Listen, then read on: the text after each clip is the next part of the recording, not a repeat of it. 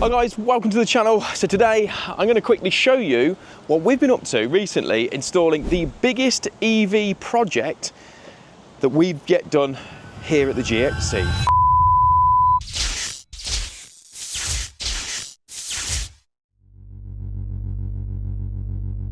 Hi guys, how's everyone doing? So I'm at our local Ford and they have asked me to install a bank of 4 EV chargers.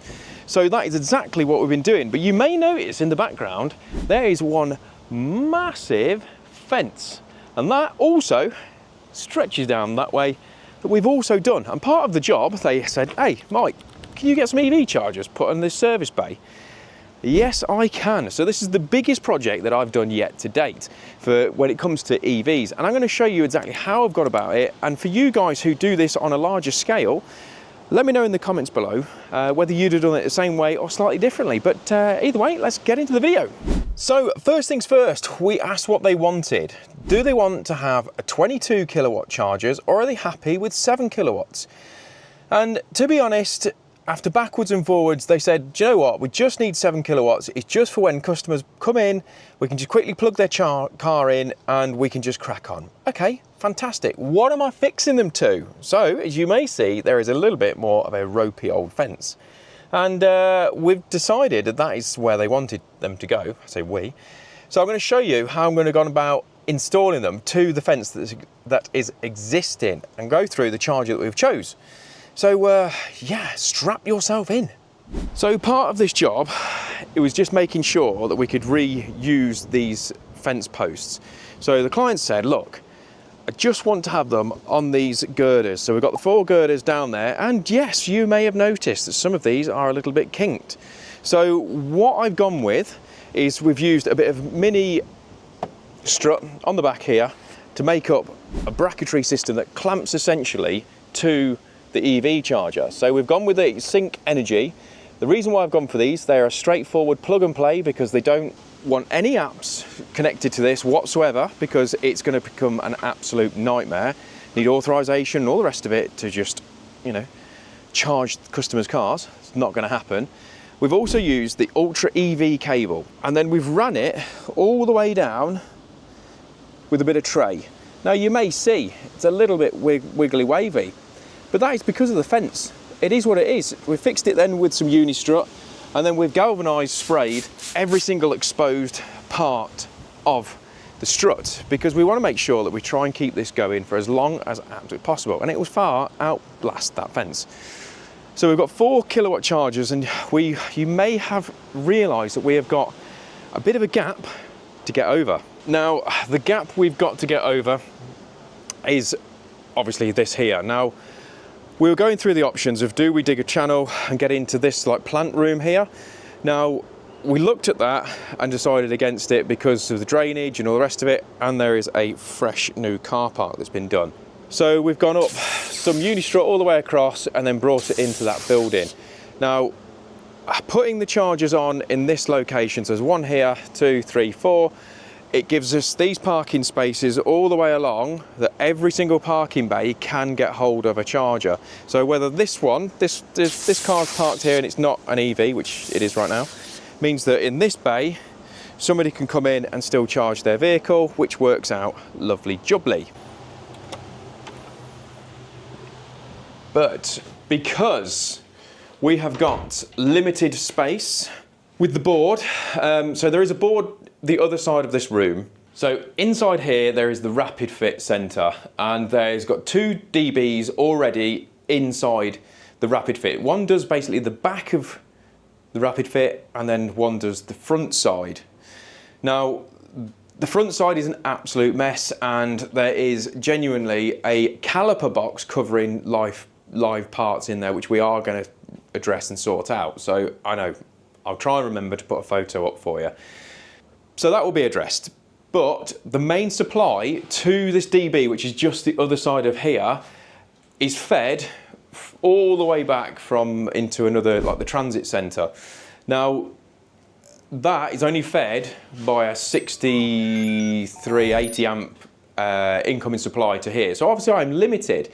Now you imagine if I whacked on every single one of those chargers, one of those phases is going to be pulling a hell of a lot, as you can imagine. So how do we get about sorting that out? Because we need to make sure that we balance the load correctly and don't allow it to draw more, because ultimately we need to make sure that the business is running at all times over what is going on for the EV chargers. So this little device is called a balance dynamic load hub, which is basically a load balancer. So it's made by British General and Sync EV, and it's absolutely genius. So what it does, it now monitors each one of the phases inside here. And do you know what? Let's jump in and show you. So we've isolated the power. So we're going to take the front cover off and show you what it's all about. And the thing by doing this, I'll explain how the whole system is working, because like I say, I don't normally do bigger commercial jobs. Most of our work, as you know, for those of you who have followed the channel for a long time, you all know that it's all domestic work that I do. So this is a fairly new one for me, but I've enjoyed it nonetheless. So let's bring you in a little bit closer and have a look. Now, if you are new to the channel and you haven't yet subscribed, make sure you do, because this is where we keep the channel absolutely real. Nothing's hidden. I try and pass on as many tips and hints along the way. And if you've got some other comments, then please make sure you leave them in the description below, because obviously if you do that, hey, I'm learning too. There's no egos here. So let's jump in a little bit closer and have a look. Okay, so we have grabbed a new supply in, which is then fed from a spare way inside the other DB. So we've brought that in, calculated that. So we've calculated that so it can more than comfortably handle all of the load. But obviously if we didn't do this and didn't have the load balancer, potentially with all the 4 EVs going, if they were ramped out at full capacity, then we would definitely blow the main fuse. So we've gone for a fuse box board with surge protection device, because obviously we've got expensive vehicles being plugged in. Yes, nowhere else has got them in the building, but hey ho, that is what it is. So this breaker here is, we'll just turn all these off, although like I say, it is dead anyway, but just for purposes. So we've got an MCB here, which then that powers up the balancer, because the balancer has to be supplied by a 6 amp supply. So it's got a MCB here and here. So it is what it is. We'll come on to that in a little bit. And then we've got our standard RCBOs, mini RCBOs, which are double pole. Now the reason why you need to have double pole RCBOs, and also these are bi-directional as well. The double pole on these means that it actually, in a fault condition, it cuts the power to the live and the neutral. So you must have double pole isolation for EVs. And then we've run those cables up and then out and across on the gantry as we've seen. So obviously we've got our earthing arrangement in, that is all sorted. So we're all good on that side. So we've got our chargers all labelled up 4, 3, 1, 2. Don't ask me why I did it that way, I just did. And they are spread across the phases as much as we can. So you'll notice that charger 2 and charger 4 is all on L3. So you imagine if we didn't have this situation, potentially it could go boom. And that would be a huge problem. And a phone call to me, and yeah, Mike, hello, Mike, there is a problem, and it keeps tripping out and we are losing thousands of pounds. This also, the MCB here is actually is just for that, for the surge protection device. Now the good thing about surge protection device is that in a fault condition, we can just pull that out, bosh, smash a new one on, and we know everything is safe. Now down here, you will notice that I've got 3 CT clamps. Now those 3 CT clamps there, monitoring each one of those phases. Now that, as you might see, is then leads up and back into here.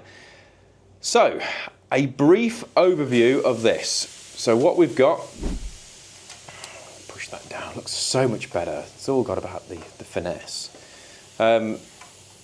Yes, I could zip tie a few more of these, but I haven't. All right, sue me. So in here, what we have, so for those of you who don't know how to fit a load balancer, I spent a long time this morning on the phone to Technical, which is absolutely a lifesaver. So if you ever are unsure on anything, just give Technical a call, because they are so helpful. We ran through the whole process, because I made a mistake, and I'm going to tell you what that is a bit later on. And I made a mistake before it energised everything, which would have meant that that wouldn't have monitored that correctly. It wouldn't have allowed me to go past 6 amps, but because there's fail safes in there, but it wouldn't have monitored correctly. But yeah, Technical, huge shout out to you at Sync Energy. They were absolutely fantastic, so thank you very much for that. So this load balancer can go up to 16 car chargers, okay? So that is massive. So these are my Ultra EV cables that are coming in. So these are my cores, 2 cores, which is basically your data cables that go out to the chargers, and you piggyback them all the way into this outgoing leg, because I was trying to find information about all this and going, oh, why isn't this working? And then essentially your top lines here are to your CTs, which are monitoring each phase, and it's absolute genius. So one of the other things I want to point out is you need to make sure that you put your bootlace ferrules on all of your connections, because if you don't, it's part of the regs. Is multi-strand cables. You need to make sure you got your bootlace ferrules on, all right? And then, yeah, so we get all the cover back on, and I will show you exactly how that works. So we're ready now just to energise everything together. So we'll get them all up and running. We'll turn the surge protection devices on, turn the load balancer on, and then we'll rattle through the EVs one at a time. So the premise is that now they're energised, and we'll get that load balancer on. So it's now measuring the grid current, okay? So it will say always, it will always refer back to on here, it will say that it's set at 6 amps, okay? L1, L2, L3 is set at 6 amps, which is a default setting to make sure that it doesn't go over that in a fault condition. So if those CTs weren't reading back at the chargers, it automatically goes back to a 6 amp fail safe.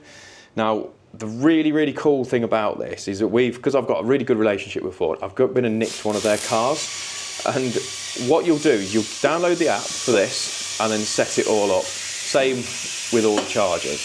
So I went and nicked one of the parts vans, the sales vans, which is an all electric, and I went and plugged it into one of the chargers because I wanted to show that the actual load monitoring devices were all working. And then what it does, so because I don't want that whole distribution board to go over 50 amps maximum load from the whole thing, then that load balancer does exactly what it says on the tin.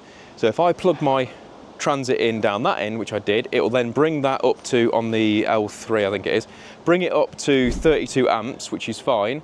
So it brings up to 32 amps, and then it will stop, and then it will drift down. If I plug another one in, it will then call that back and go, right, okay, so now I'm not going to go above my 50 amps, so it will reduce them both down equally at the same time, which is really, really smart. So hence the reason why you can go up to 16 chargers all the way down, so we could potentially go bang onto the opposite side of this, opposite side of the fence, and go again. Genius, absolute genius. And it's not that hard, but I just want to say, because I did make, like I say, I made a mistake earlier on, and I completely own it, and I own my mistakes, and like I've always said, it's a real world channel, and I want to keep it that way. So what I did, unfortunately, on the back of these, they are very much a plug and play system, and they use a plug and play plug, you know what I mean, plug for the CT module, and it states on there CT. So I put all of these in a CT like normal, as if I was doing a normal domestic install without the load monitoring, and nah, that's not what you've got to do. You haven't got to do that, because that's stupid. You then put it into, I'll try and find this. There's some numbers on it. I think it's like 468, something like that. It might tell me on here. Hold on. Might tell me. No. Not going to tell you exactly, but I think the numbers on the side of it says like 468 or something like that. So you put them into those terminals, but all the way across the board, so all the way down there, put them all in there, and then you set via the app on the chargers themselves, you set them to plug and play, and also you need to select that you've got a load balancer installed, and you have to tell it what phase you're connecting to, because if you're not getting them right, it's going to end badly again for you. But I want to say, an absolute dream to install. So like I said, it's a bit of a short, snappy little video. But yeah, like I say, it's been a bit of a hassle in some ways, because we've got a lot of staff. This is the designated smoking area, so I've not been able to film a great deal, because usually it's about 20 million people there. And they're a lovely bunch that actually work here, in fairness, because they've been chatting to me all day about what I've been doing, what am I doing, why am I doing like that, and I go, well, I don't know. But yeah, so it's been a little bit of a job. But do you know what? I'll quickly show you this fence. So this fence effectively has been falling down. Look at the length of that. It's absolutely massive. So the lads have been doing this for the last few weeks, but then I've been poorly as well. I was ill. Then Sean put his back out on day one, and it's been an absolute nightmare. So you can probably gather that we've been a little bit behind schedule on certain things, but this is one of those sites that you end up looking at, and it's going to be one of those that we've now got a really great relationship with all the MDs here. We've done a load of other projects for them anyway, and then they keep asking me to do more and more stuff, which is actually really, really wicked anyway, because they're, like I say, great people to deal with, but this is one of them. So I don't know whether that is live or not. I haven't got a clue, but they've now asked if we can remove these posts, because there's a few of these that, as you can see, dotted down, and people crash into them. So the issue that we have on a site that's this old and this potentially problem causing is that we don't know where things are fed from. We don't know whether they're still in use, whether they're live. So I've just spoke to the MD recently, and we've said, look, I could easily spend a day here, one day a week, just trying to get rid of rubbish. And I'll show you down this other end. Hopefully you can hear me, because it's a bit windy, but so like down here, you've got all the way down the fencing that then we've done all that as well, and it leads round the corner and all the rest of it. But we've got cables like this. So all the way down here, we've got like a mass excess of cable that then feeds down, and then we think goes off into like a hut down that way. But originally, when I first came here to buy my first black sport van, there used to be some porter cabins here, and that was over 20 years ago. And now one of the managers here now, he was the apprentice at that time, and it just goes to show, you look after people, they look after you, and you get to do some fantastic work for these guys, which has been an absolute pleasure. So on that note, thank you very much for watching, and like you say, if you haven't subscribed to the channel yet, I know this video has been a little bit more of a, hey, look at this, what I've done, but there was no other way of filming this. If you'd have done it any differently, let me know in the comments below, and like I say, if you haven't subscribed, make sure you do, and we will see you on the next one.